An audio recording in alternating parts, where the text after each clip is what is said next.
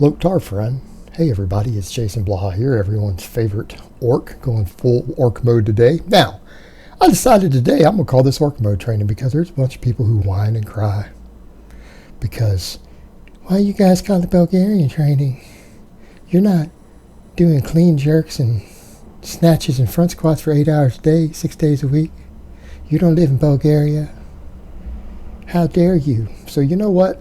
I might as well just rebrand this style of training. I said before I could do that. It might be silly, but you know what? Let's just be silly then. We'll call it orc mode training. You know, even though it's basically more or less just using Bulgarian light for powerlifters, we're going to call it orc mode.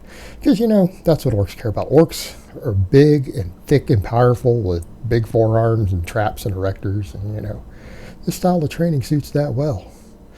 You just kind of need to figure out an orc diet to go with it. Now, that being said, on to the training itself. Squats were a little tough again today. They were great yesterday. I got my 485, and yeah, it was fast, but I also feel like I cut the depth short. I feel like it would have been a 3-second rep had I actually gone 2 inches deeper. Now, some people are going to be like, well, Jason, on that heavier set, if you're having a couple days a week where you're not quite reaching depth, shouldn't you lower it? No, not really, because I'm going to go ahead and just get used to feeling that weight, and I want to keep lifting that weight till it gets easy. And yeah, I need to hit these max effort sets. I need them to be hard. I need them to be difficult. I need to have them at the bleeding edge of bad form. And the reason for that is that, again, I need to build that maximum strength. We'll use the back off work to correct technique and to build lagging muscles better. So I'm perfectly fine with that. It is what it is. I'm not necessarily happy about the depth, but like I said, sometimes it's hard to tell at this angle, but I've actually checked stuff enough with my own cameras to know where depth is from behind versus the side in my own singlets. And I'm going to say most federations would want me to be one, maybe some of them would want me 2 inches deeper, or I would get red lighted on this one today. Yesterday was great. Yesterday was deep. Today, like I said, I cut it a little short. And obviously I still have that thoracic rounding going on, and that is not going to go away until my quads get stronger. And they're only going to get stronger from the volume squatting. I guess you see what I mean? That's 1, maybe 2 inches high. I'm not happy with it.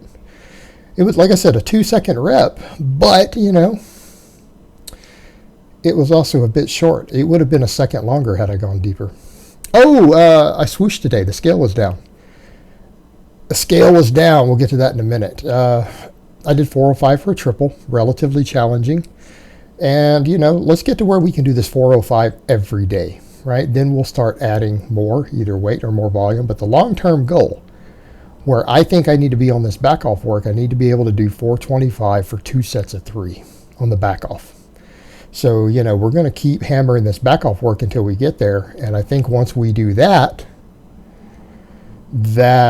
daily squat, we're going to be able to push it right up to 500 at that point. I don't think it's going to be a problem at all. That will put the size and strength on that I need to get there. So we need to be systematic about it and be careful and push it forward one day at a time. You know, consistency. Now, the weight. You know what, guys? Remember I had said I had dropped down to 236 on the dot. Remember I was 239 on my DEXA scan a month ago? It's actually going to be about 5 weeks now. It'll be 5 weeks about as of today, I think, roughly 5 weeks. So every 90 days, I'm going to have to do one. Well, I had dropped 3 pounds, and keeping in mind, I swooshed right before the DEXA scan. So I've been walking around low 240s the week before the DEXA scan. Then I dropped to 239 the day before, went in, it was good. Then I dropped 2 more pounds over the next week, and then it stalled. Then I dropped a pound. And then I started taking creatine, and I went up 3 pounds. And people say, why are you doing creatine? Because it was cheap. So I went up 3 pounds, and I've stayed up a bit, and I've dropped back down. Over the last week, I've been sitting at 236 every single morning. I finally swooshed today. Without doing anything different in my diet. It's just that for the swoosh itself, I've just upped my protein and maybe cut my total intake a little bit. I'm just trying to stay fuller on more protein and a little more vegetables. Again, that's an easy way to lose body fat. Let's see, lift heavy, eat more protein, eat more vegetables, eat less other stuff. It's not a bad strategy. You know, energy in, energy out. And protein, of course, has its own situation with that. It has its own thermic effect. It can make getting those calories out easier. So I dropped to 234.8. So I had a 1.2 pound swoosh. Now this weekend, I'm going to eat one of my foods that I know make me swoosh. I'm going to eat a bunch of watermelon. Now when I eat a bunch of just watermelon and lean protein, I tend to drop a pound or two. And then it kind of stays off for a little bit. So I didn't try to swoosh today. I just let it happen on its own. And people need to remember with these swooshes, sometimes when you're losing body fat, your body wants to stay in homeostasis. For me, I'm a big guy. I weigh a lot. My body wants me to be heavier when it's been sitting there a while, so it tends to hold on to the weight, and then bam, sometimes I drop 2 or 3 pounds overnight, sometimes, or even up to 3 or 4 pounds over the course of several days, even when I've been sitting at the same weight sometimes for 2 or 3 weeks. That's just what my body does. So I'm used to that. So it is what it is. Oh, you guys are going to notice the camera angle is a little different here. Yeah, I rearranged the room. I've got some more stuff. You guys will see some of it. I went ahead and got a dresser out of here and put it in another room so that I have a little more space for my plates. You notice they're not there. Camera's in front of them right now. You'll see them probably tomorrow on squats or whatever. But I've got 1,000 pounds of plates now. Don't ask me why I need that many. Who knows? Maybe we want to do half dick length rack pulls later. But yeah, the bench went good today, though. The bench went good. Like the back off work was easy today. This 275, so it's like, okay, this is going good. It's going good. Tomorrow we'll go ahead and press instead of bench, and then we'll slip back into this 5-day a week with the back off sets for the bench next week. But yeah, the back off work was easy. I might go ahead and increase it next week, meaning let's micro load it. I might go ahead and bump it 2.5 pounds. So if we start bumping our back off work and it starts getting stronger, we know we're gaining muscle at that point. Because when your rep work starts, you start being able to add weight consistently to rep work, you are gaining muscle.